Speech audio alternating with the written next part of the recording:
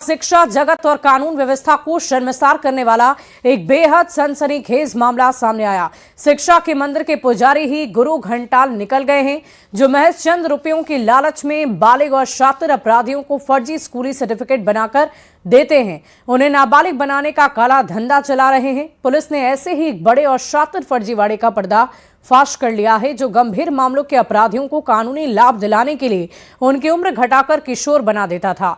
Juvenile justice board की सतर्कता के कारण इस खेल का भंडाफोड़ हुआ है, जिसके बाद नगर थाना पुलिस ने त्वरित कार्रवाई करते हुए एक सरकारी स्कूल के हेडमास्टर और एक सहायक शिक्षक को रंगे हाथ गिरफ्तार कर लिया। पुलिस की इस बड़ी कार्रवाई से जिले में फर्जी ट्रांसफर सर्टिफिकेट और अंक पत्र बनाने वाले गिरोह में हड़कंप मच गया। ये पूरा मामला चिरैया प्रखंड के अंतर्गत आने वाले राजकीय उत्क्रमित माध्यमिक विद्यालय परेवा से जुड़ा हुआ है। इस पूरी खबर की अधिक जानकारी के साथ न्यूज 18 संवाददाता हमारे साथ मोतिहारी से अवनीश फोनलाइन पर जुड़ रहे हैं। अवनीश, क्या कुछ जानकारी है आपके पास? क्या है ये पूरा मामला और अब तक क्या एक्शन लिए जा चुके हैं?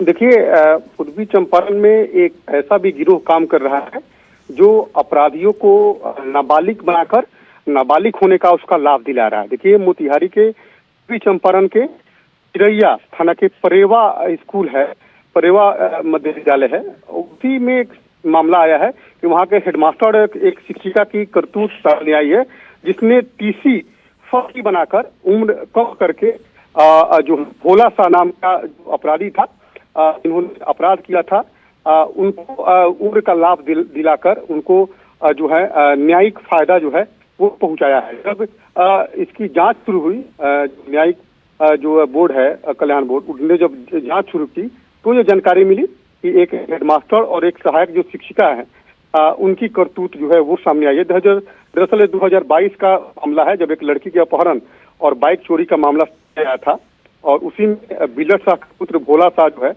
उस पर आरोप लगा था और उसने पैसे का लाभ दिलाकर, पैसे का लालच देकर और जो हेडमास्टर हैं और जो शिक्षिका हैं उनसे टीसी बनवाया और फर्जी टीसी बनवाया, जिसमें उम्र जो है वो कम कर दिया गया, जिससे जो अपराधी था, आरोपी था, उसको न्यायिक फायदा हो गया। लेकिन जब इसकी जांच शुरू हुई ये मामला सामने आया और दोनों शिक्षक, जो प्रधान शिक्षक हैं और सहायक शिक्षिका हैं, उन दोनों को नगर थाने की पुलिस ने गिरफ्तार कर लिया है। कोर्ट के निर्देश के बाद ये कार्रवाई जो है वो हुई है। तो मोतिहारी में एक बड़ा रैकेट है जो ये चल रहा है, जो खासतौर पर जो बालिग अपराधी हैं उसको नाबालिग जो है कागजी रूप से वो बनाता है और जिसका लाभ जो है उस अपराधी को मिलता है। तो ऐसी स्थिति में एक बड़ी कार्रवाई जो है वो सामने आई है। चलिए, बहुत शुक्रिया अवनीश हमारे साथ जुड़ने के लिए, तमाम जानकारी के लिए। और देखिए, टीआरई 4 के प्रदर्शन को लेकर पुलिस का एक्शन शुरू हो चुका है। छात्र नेता खुशबू पाठक को हिरासत में लिया गया है। बेटा थाने ने रास्ते में ही छात्र नेत्री को हिरासत में ले लिया। आरा से प्रदर्शन का नेतृत्व करने आ रही थी पटना। पुलिस ने रास्ते में ही मोबाइल ट्रैकिंग के आधार पर गाड़ी को रोक लिया है। फिलहाल 2 से 3 लोगों को बेटा थाने में हिरासत में रखा गया है। सुबह 11 बजे से पटना कॉलेज से ये प्रदर्शन शुरू होना है। टीआरई 4 के विज्ञापन में देरी को लेकर हजारों अभ्यर्थी सड़क पर एक साथ उतरेंगे और इसी को लेकर ये कार्रवाई अभी से ही शुरू की जा चुकी है। रास्ते से ही हिरासत में खुशबू ली जा चुकी है। आरा से पटना आ रही थी खुशबू और रास्ते में ही गाड़ी को ट्रेस करते हुए उन्हें बेटा में थाने में रखा गया है। फिलहाल आपको बता दें कि 11 बजे से तैयारी रखी गई है प्रदर्शन को लेकर। टीआरई 4 के विज्ञापन में हो रही देरी की वजह से ये एक्शन लिया जा रहा है। और इस पूरी खबर की अधिक जानकारी के लिए न्यूज 18 संवाददाता रजनीश से जुड़ते हैं। रजनीश, क्या कुछ जानकारी है आपके पास और फिलहाल किन किन लोगों को बेटा थाने में रखा गया है और प्रदर्शन की क्या स्थिति है? देखिए, टीआरई 4 के विज्ञापन में देरी की वजह से तमाम जो छात्र छात्राएं हैं वो नाराज हैं और पहले ही अल्टीमेटम दे दिया गया था कि आज सुबह 11 बजे से पटना कॉलेज से सभी मार्च निकालेंगे और डाक बंगला चौराहा तक जाएंगे। इस बीच जिला प्रशासन की पूरी तैयारी है और सख्ती निपटने में पुलिस प्रशासन जुट गया है। जो खुशबू पाठक हैं, जिनके नेतृत्व में आज प्रदर्शन होना है, खुशबू पाठक के बारे में बताया जा रहा है कि वो आरा से पटना आ रहे थे, तभी उनकी गाड़ी जो पुलिस ने रोक ली है और उसके बाद खुशबू पाठक को हिरासत में ले लिया गया। बेटा थाने में फिलहाल वो भी हैं, उनके साथ 2 साथी और हैं जिनको हिरासत में रखा गया है, चूंकि नेतृत्व वही कर रहे हैं। इस बीच पटना कॉलेज में सभी गोलबंद होने लगे हैं और वहां से सुबह 11 बजे के बाद जो है बड़ी संख्या में जुलूस निकालते हुए सभी जो है डाक बंगला तक पहुंचेंगे। साफ तौर से आक्रोश जो है देखने को बन रहा है, क्योंकि TRE-4 के विज्ञापन को लेकर लगातार आश्वासन मिलता रहा। इससे पहले भी सीएम नीतीश कुमार की सरकार में शिक्षा मंत्री सुनील कुमार हुआ करते थे, उन्होंने कई दफे आश्वासन दिया। हालांकि अभी मिथिलेश तिवारी को कुछ ही दिन हुआ है अभी पदभार ग्रहण किए हुए, इन्होंने भरोसा जरूर दिया है, लेकिन अब छात्र छात्राएं जो अभ्यर्थी हैं वो डेट मांग रहे हैं कि एकदम सरकार अब जो है डेट जारी करे कब विज्ञापन जारी हो रहा है, नहीं तो हम लोग जो है आंदोलन को अब कम नहीं करेंगे। और यही वजह है कि आज उग्र आंदोलन देखने को मिलेगा। हालांकि पुलिस प्रशासन पहले से एक्टिव है, कारगिल चौक से लेकर पटना के जेपी गोलंबर तक पूरी तरह से कहा जा रहा है कि पुलिस प्रशासन छावनी में आज तब्दील रहेगी और किसी प्रकार से कोई अप्रिय घटना ना घटे, इसको लेकर खुद वरीय अधिकारी मॉनिटरिंग कर रहे हैं। शुभी, चलिए बहुत शुक्रिया रजनीश हमारे साथ जुड़ने के लिए, तमाम जानकारी के लिए। तो TRE-4 के प्रदर्शन से जुड़ी ये बड़ी खबर आपको बता रहे थे। छात्र नेता खुशबू को इस वक्त बेटा थाने में रखा गया है और रास्ते में ही खुशबू हिरासत में ली जा चुकी है। बढ़ते आगे, पटना से एक और बड़ी खबर आ रही है। आज फिर सड़क पर उतरेंगे TRE-4 अभ्यर्थी। विज्ञापन में देरी की वजह से अभ्यर्थी नाराज होकर प्रदर्शन करेंगे। सरकार के आश्वासन पर उन्हें भरोसा नहीं है। पटना कॉलेज से डाक बंगला चौराहे तक सुबह 11 बजे से यह प्रदर्शन होना है। हजारों की संख्या में TRE-4 के अभ्यर्थी जुटेंगे और इसके लिए पुलिस प्रशासन मुस्तैदी के साथ तैयार है। विज्ञापन में हो रही देरी की वजह से पहले भी छात्रों ने सड़क पर उतरकर अपनी नाराजगी को जाहिर किया है, प्रदर्शन किया है। इस दौरान लाठी डंडे भी चले थे, जिसकी तस्वीरें भी आपने देखी थी। और आज एक बार फिर से वही बड़ी तैयारी की गई है। हजारों की संख्या में आज छात्र अभ्यर्थी उतरने वाले हैं। बढ़ते आगे, वहीं गोपालगंज में ई शिक्षा कोष पोर्टल पर शिक्षकों की ऑनलाइन हाजिरी बनाने में बड़े पैमाने पर लापरवाही उजागर हुई है। जांच के दौरान 33 शिक्षकों की उपस्थिति विद्यालय से 100 किलोमीटर की दूरी से दर्ज पाई गई और इस मामले की गंभीरता को देखते हुए जिला शिक्षा पदाधिकारी ने सभी संबंधित शिक्षकों से शो कॉज पूछा है। डीओ ने यह बताया कि शिक्षकों से स्पष्टीकरण मांगा गया है और संतोषजनक जवाब न मिलने पर निलंबन की कार्रवाई की जाएगी। विभाग की इस कार्रवाई से शिक्षा महकमे में हड़कंप मच गया है और इस मामले की जांच लगातार जारी है। अन्य संदिग्ध हाजिरियों की भी पड़ताल की जा रही है। गोपालगंज से इस खबर पर पूरी जानकारी आपको देंगे न्यूज़ 18 संवाददाता गोविंद कुमार। गोपालगंज के सरकारी विद्यालयों के 33 शिक्षकों की ई शिक्षा कोष पर अटेंडेंस संदिग्ध पाई गई है।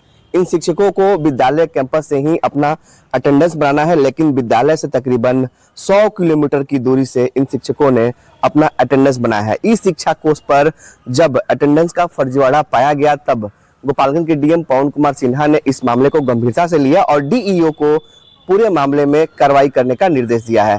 डीईओ योगेश कुमार ने इन सभी शिक्षकों से शोकज किया है और 48 घंटे के अंदर जवाब मांगा है। इसमें एक्चुअली हम लोग अपने डिपार्टमेंट में जो ई शिक्षा कोर्स पोर्टल है उस पर लगभग डेली इसकी मॉनिटरिंग कर रहे हैं कि जो शिक्षकों का अटेंडेंस है वो सही ढंग से बने। और इसमें अगर कुछ कहीं दिक्कत आ रहा है, जैसे कि ये 33 शिक्षक लोग का पाया गया कि इनका जो अटेंडेंस था लगभग 100 किलोमीटर से अधिक दूरी पर बन रहा था, तो इनसे भी हम लोग कारण परीक्षा किए हैं। संभव है कि कुछ टेक्निकल इशू भी हो सकता है, लेकिन जवाब इनका आ जाता है फिर हम लोग उसके अकॉर्डिंग कार्रवाई करेंगे। अगर कोई पाया जाता है कि वास्तव में 100 किलोमीटर से भी और बना रहा है और बिना किसी आदेश के बना रहा है वो, तब हम लोग उस पर कठोर कार्रवाई करेंगे। वहीं इस शिक्षा कोष पर 33 शिक्षकों की हाजिरी संदेह के घेरे में आने के बाद हड़कंप मच गया है। शिक्षा विभाग ने इसे गंभीरता से लिया और कहा कि संतोषजनक जवाब नहीं मिलने पर इन शिक्षकों को निलंबन की कार्रवाई की जाएगी। गोविंद कुमार, न्यूज़ 18 गोपालगंज।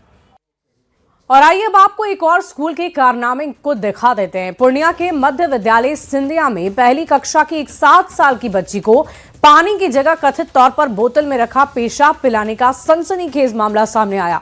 बच्चे के परिजनों के अनुसार 18 मई को प्यास लगने पर हेडमास्टर नंद किशोर राय ने उसे वहां रखी एक बोतल से पानी पीने को कहा। दुर्गंध आने और घर जाकर बच्ची को उल्टी होने के बाद जब परिजनों को यह बात पता चली तो उन्होंने स्कूल में जमकर हंगामा किया। सूचना मिलते ही चंपानगर थाना पुलिस मौके पर पहुंची, हेडमास्टर को गिरफ्तार कर जेल भेजा है। घटना में इस्तेमाल बोतल भी जब्त कर लिया गया है। मामला संज्ञान में आया है और इसमें लग रहा है कहीं ना कहीं कोई षड्यंत्र भी है। इस तरह का घटना तो नहीं होनी चाहिए। यदि इस तरह का घटना हुआ है तो इस पर बहुत कड़ा एक्शन लिया जाएगा और इसके पीछे यदि कोई षड्यंत्र भी है तो जांच करा के हम लोग उसके ऊपर भी कार्रवाई करेंगे।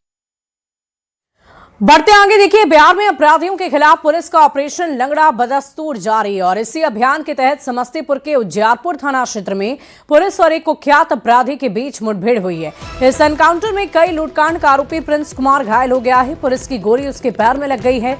बताया जा रहा है कि पुलिस को आरोपी की मौजूदगी की सूचना मिली थी और इलाके के बाद पुलिस की टीम पहुंची और घेराबंदी की। इस दौरान पुलिस और आरोपी के बीच में मुठभेड़ हुई है। एनकाउंटर में घायल हुए प्रिंस कुमार को इलाज के लिए अस्पताल में इलाजरत रखा गया है। आपको बता दें कि पिछले 3 दिन में बिहार में ये चौथा पुलिस एनकाउंटर है। इससे पहले पटना और सिवान में भी पुलिस और अपराधी के बीच मुठभेड़ हो चुकी थी। लगातार हो रही इन कार्रवाइयों को लेकर यह माना जा रहा है कि बिहार पुलिस अपराधियों के खिलाफ सख्त अभियान चला रही है।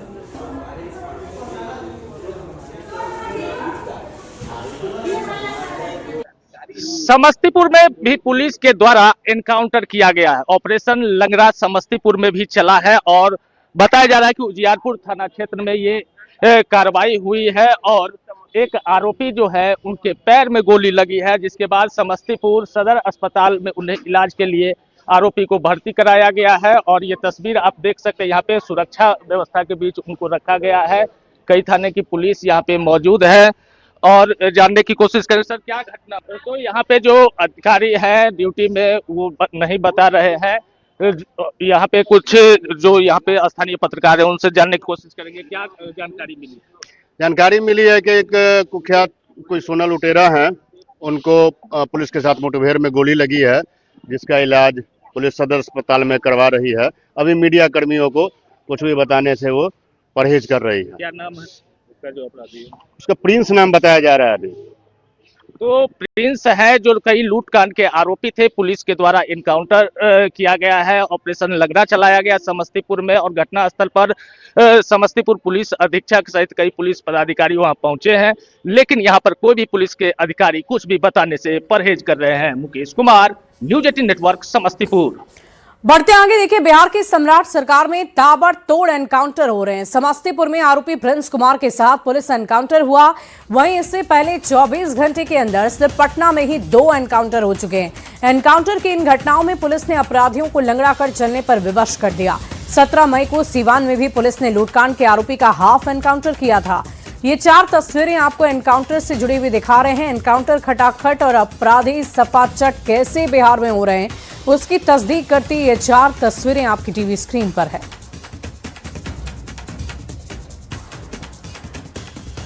तो वहीं बिहार में अपराधियों के एनकाउंटर को लेकर सियासत काफी गर्म हो गई है। तेजस्वी यादव के जाति देखकर कार्रवाई वाले बयान पर बीजेपी और जेडीयू ने पलटवार किया।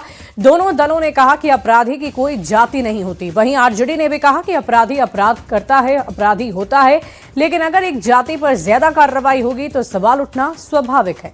वही बात है कि अपराधी की कोई जात नहीं होती है। चाहे किसी जाति धर्म के लोग हों, अपराधी अपराधी होते हैं और जो कुख्यात अपराधी है उसका निश्चित रूप से इनकाउंटर होनी चाहिए।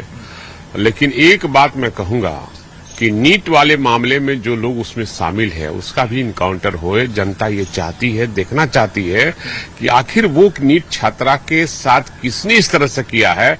अभी तक वो अंधेरे में, सब लोग जानते हैं कि कौन किया है। जो घटना में शामिल रहते हैं, चाहे वो किसी भी जाति के अपराधी है और उनको एनकाउंटर होता है, तो ये तो बता देना कि वो फर्जी एनकाउंटर में उनको गोली लगी है या उनकी निधन हुआ है। ऐसा तो कोई भी एक भी केस नहीं आया है। अब जो अपराध करेंगे, अब कोई एक ही जाति का लोग अपराध करेंगे तो एक ही जाति के लोग पर टारगेट किया जाएगा, लेकिन हमको तो ऐसा नहीं लग रहा है। पूरे बिहार में अगर आप देखेंगे तो आज भी जो हुआ है वो तो जो जाति के तरफ विपक्ष के नेता का इशारा है उस जाति से तो नहीं आते हैं। अनेकों ऐसे उदाहरण है, तो इसलिए ये उनका भ्रम भी है और जातिवादी सोच भी है।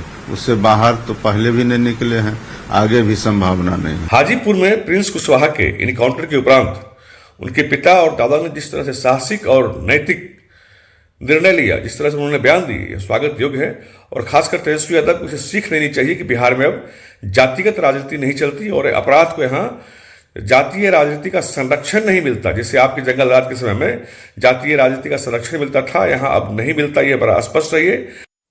और देखिए, बिहार कैबिनेट की महत्वपूर्ण बैठक आज शाम 5 बजे सचिवालय में होने जा रही है और इस बैठक को काफी महत्वपूर्ण माना जा रहा है।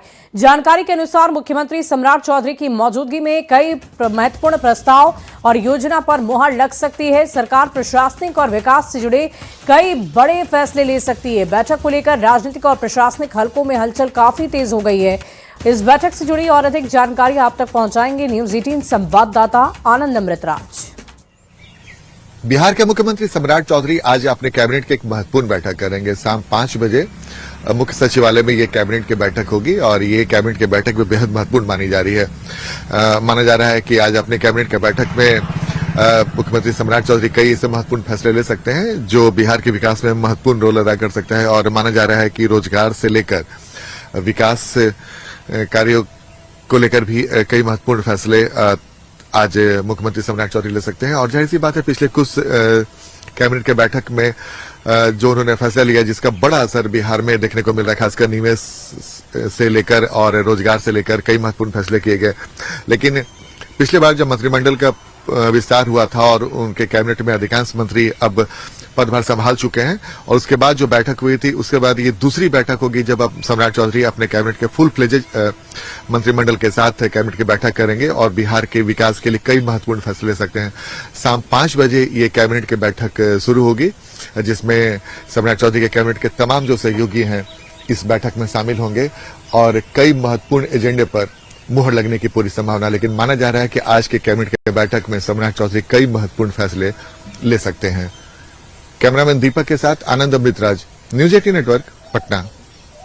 और देखिए, बिहार में अग्निशमन विभाग अब एआई कमांड एंड कंट्रोल से संचालित होने लगी है और इसका शुभारंभ खुद बिहार के मुख्यमंत्री सम्राट चौधरी ने किया था। कंट्रोल रूम से पूरी खबर आपको बताएंगे न्यूज 18 संवाददाता अमित कुमार। कि बिहार दूसरा राज्य है जहां पे एआई से कंट्रोल एंड कमांड जो है वो किया जा रहा है फायर अग्निशमन विभाग का। और पूरे तौर पे यहाँ पे जो कर्मी हैं वो एक्टिव हैं, शिफ्ट वाइज में इनकी जो है ड्यूटी की गई है। और यहाँ पे पटना फायर सर्विस के जो अधिकारी हैं रितेश पांडे जी हमारे साथ मौजूद हैं। रितेश जी, ये बताइएगा कि ये एआई कंट्रोल रूम, इसके बारे में फौरी तौर पे जानकारी तो डीजी शोभावत दी थी, लेकिन पूरा कंट्रोल कैसे कर रहे हैं आप लोग? जैसा कि हम सभी लोग जानते हैं, कल एआई बेस्ड हमारा कमांड एंड कंट्रोल रूम का उद्घाटन ऑनरेबल सीएम महोदय के द्वारा किया गया है। ये बेसिकली भारत का दूसरा राज्य है जो कि आर्टिफिशियल इंटेलिजेंस बेस्ड के आधार पर हम लोगों 5 चीज को उससे इंटीग्रेट कर रहे हैं। सबसे पहले हमारे जो व्हीकल हैं, हमारे जो रिसोर्सेज हैं, इसके अलावा जो रूट है, इसके अलावा जो एनओसी और फायर रिपोर्ट, ये 5 चीजों को हम लोग आर्टिफिशियल इंटेलिजेंस से इंटीग्रेट करके कल से हम लोग उसको स्टार्ट कर दिए हैं। लेकिन पहले तो ऐसा होता था कि कॉल आया, कॉल रिसीव किया जाता था, फिर नोट किया जाता था, फिर उस फायर स्टेशन को सूचना दी जाती थी। चीजें बिल्कुल बदल गई है यानी। बिल्कुल बिल्कुल डेफिनेटली। पहले सारा काम ये मैनुअल हो जाता था जिससे कई बार कई तरह की दिक्कत आती थी नेटवर्क इशू के कारण या सामने वाले के पैनिक होने की वजह से। हम लोग को कॉन्टेक्ट नंबर या फिर जो एग्जैक्ट लोकेशन है कि आग कहाँ लगी है या फिर किस तरह की आग लगी है, ये सारी सूचना मैनुअल होने की वजह से कई बार कंफ्यूजन की स्थिति हो जाती थी या सही सूचना नहीं आ पाती थी। लेकिन एआई बेस्ड होने से सिर्फ एक फोन कॉल आने से हमको उसका सारा लोकेशन मिल जाता है और हमको उसके बाद वो लोकेशन पे पहुंचने के लिए शॉर्टेस्ट रूट भी पता चल जाता है, जिससे कि हमारी एफिशिएंसी पहले से बेटर हो गई है। बिल्कुल, देखिए ये पूरे तौर पे एआई कंट्रोल कमांड जो कंट्रोल रूम है उसकी हम तस्वीर दिखा रहे हैं और पूरे तौर पे जो फायर कर्मी हैं यहाँ एक्टिव हैं। कैमरा पर्सन सुबोध के साथ अमित कुमार, न्यूज 18 पटना। और देखिए, बिहार की नई सरकार रोजगार को लेकर एक्शन मोड में नजर आ रही है। युवा रोजगार एवं कौशल विकास विभाग की ओर से आज नियोजन भवन में रोजगार मेले का आयोजन किया गया है। इस मेले में सैकड़ों की संख्या में छात्र छात्राएं पहुंचे हैं, जहां विभिन्न कंपनियों ने युवाओं का इंटरव्यू लिया। चयनित अभ्यर्थियों को ज्वाइनिंग लेटर्स दिए गए। रोजगार मेले में इंटर ग्रेजुएशन, पीजी और एमबीए डिग्रीधारी युवाओं ने हिस्सा लिया। इस मेले को लेकर युवाओं में गजब का उत्साह नजर आया। रोजगार को लेकर सम्राट सरकार का एक्शन शुरू हो चुका है। युवा रोजगार एवं कौशल विकास विभाग में रोजगार मेले का आयोजन किया गया है, जिसमें बड़ी संख्या में देख सकते हैं डिग्रीधारी जो बेरोजगार हैं वो अभी नौकरी के लिए पहुंचे हैं, रोजगार के लिए पहुंचे हैं। कई कंपनियां यहां पर अभी इंटरव्यू लेने में जुटी हुई है और सभी के हाथ में बायोडेटा है। देख सकते हैं कि अलग अलग डिग्रीधारी जो हैं कतारबद्ध हैं, यानी अधिकतम जो कहा जा रहा है क्वालिफिकेशन है इंटरमीडिएट अनिवार्य है, लेकिन उससे ज्यादा यहाँ पर आप बात करेंगे तो MBA भी हैं, MCOM भी हैं, BBA भी हैं, तमाम डिग्रीधारी जो है इसमें पहुंचे हैं नौकरी के लिए। हालांकि जो क्वालिफिकेशन है इंटरमीडिएट ही कहा गया है, लेकिन अलग अलग डिग्रीधारी यहाँ पर हैं। सबसे पहले आपको दिखाते हैं कि देखिए ये रिज्यूम है अमितोष कुमार की, ये MBA है। आप ये बताइए कि